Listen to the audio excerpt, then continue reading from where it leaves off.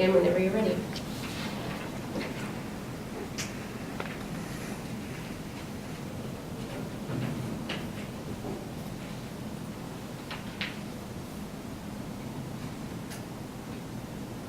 Good afternoon.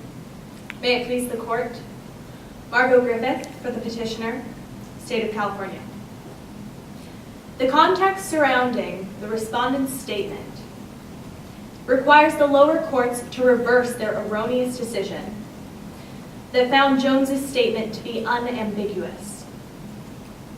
In Smith v. Illinois, the Supreme Court held that in an interrogation, a suspect may not be further questioned after he has exercised his right to counsel. The court came to this conclusion in Smith after the police continued their interrogation even after Smith had exercised his right against self-incrimination.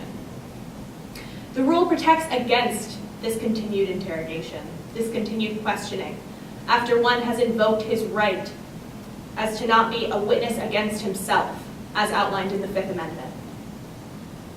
Smith implies that in the lack of an interrogation, all context is fair game and ought to be examined. I don't want to talk no more, man. Jones's supposed invocation of his right to silence was not in fact followed by silence. In truth, he cut off the interrogator before he could utter a phrase or even ask a question. Jones interrupted, frustrated, saying, "You don't want to hear what I'm telling you."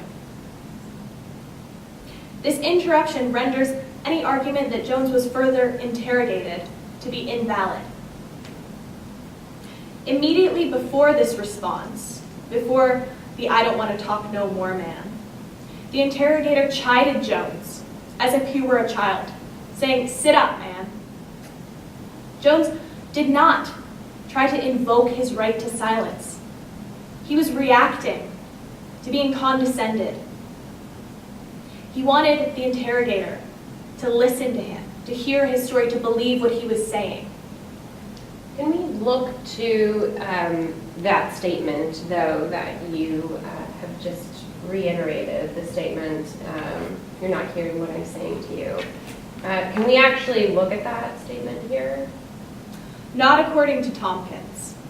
However, that is assuming that this is an interrogation, and an interrogation, according to Miranda, is by custodial interrogation, we mean questioning initiated by law enforcement officials while a person is in custody. So my argument is not whether we can look at that statement, because according to Tompkins, the answer would be no. However, if we treat what came after Jones's initial statement, his supposed unambiguous statement, we can see that it's not actually an interrogation that follows.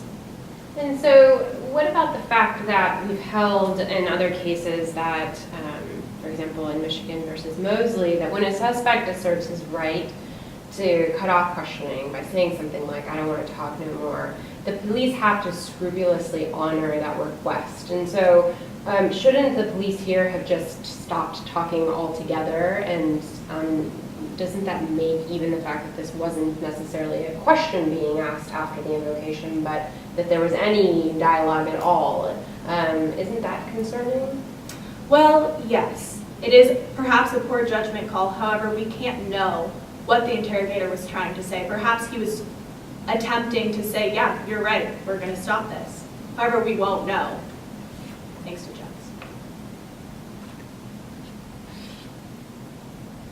Treated as a toddler, Jones asserted his frustration. He cut off the detective not because he was searching for silence or because he was under the impression that he could unambiguously invoke his right. He simply wanted to be understood. In telling several different stories, he didn't feel that the detectives were listening to him, understanding him, or even believing him.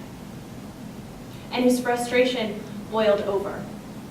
And so he asserted, "I don't want to talk no more, man." Couldn't it be both, though? Couldn't he both be sort of frustrated with the interrogation and also seek to terminate it? What makes these mutually exclusive? I think he could be. However, I would argue that we can look at what constitutes an interrogation and we can't be certain as to what his mindset was.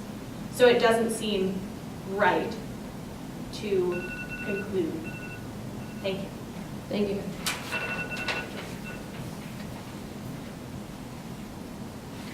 Respondent, whenever you're ready.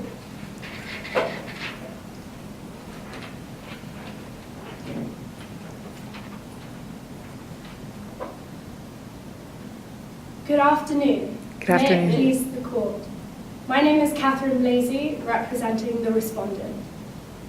The Ninth Circuit decision correctly held that the respondent unambiguously invoked his Fifth Amendment right to remain silent. There are three arguments surrounding Jones's position in this case. Firstly, the unambiguous statement that he used to invoke his right. Secondly, the police maltreatment that was used to gain incriminating evidence against Jones. And finally, the role of AEDPA, which means that relief cannot be granted in this case. With regards to the statement that Jones gave in 2003 to Detectives Fallon and Jolivet, it is unequivocally clear that he did not wish to speak to these detectives any further. This can be seen in his statements of, "I don't want to talk no more, man," and later, "You don't want to hear what I'm telling you." Burgess v. Tompkins states that a suspect's Miranda right to counsel must be invoked unambiguously. Although this ruling was held in 2010, it merely clarifies what was previously said in Miranda v. Arizona, which precisely states that you are not obliged to say anything unless you wish to do so. Therefore, it is clear that Jones's statements were in fact unambiguous. Didn't Tompkins, though, say with respect to the invocation of a right, the right to remain silent, that sort of remaining silent wasn't good enough? And so it did give us a little bit more guidance from Miranda. So is it really fair to say that it didn't change anything? And I guess with that, therefore, is it fair to hold the trial court to that ruling, which didn't exist at the time?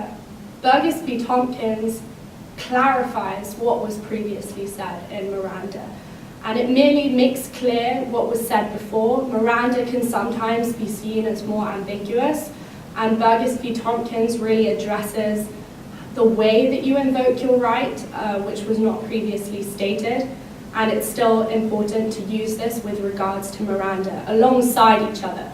We're not just only talking about Tompkins here, the case, we're also using it in equivalent and next to Miranda.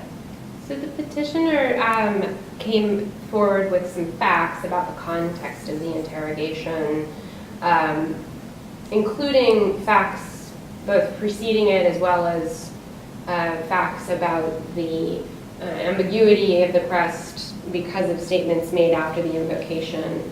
Why can't we look to the context in order to find this request ambiguous? So we can't look to the context because of what was ruled in Smith v. Illinois, which actually states that, I've got it written here, an accused's post-request responses to further interrogation may not be used to cast doubt on the clarity of his initial request to counsel. So this shows that context, Jones still stated, "I don't want to talk no more, man." And anyone can see that this was an unambiguous statement. So anything he said after that cannot be taken into consideration because police should have stopped their questioning from the moment he invoked his right.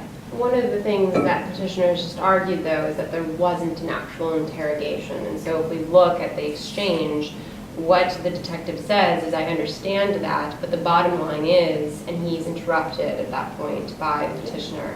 So the immediacy of the exchange is relevant, but also this idea that there wasn't an interrogation, was there? There was just simply a statement that the defendant then interjected into. Well, it doesn't take you to look much further into the supposed interrogation to see that more questions were asked further.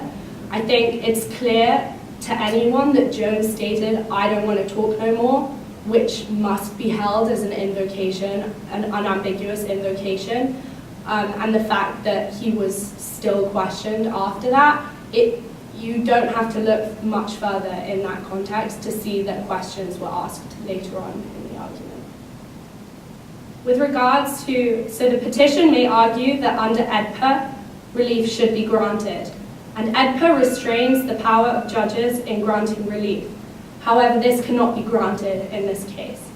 Therefore, the Ninth Circuit decision must be upheld because Jones's statement was unambiguous and the police used maltreatment to gain incriminating evidence against Jones. Thank you. Thank you, counsel.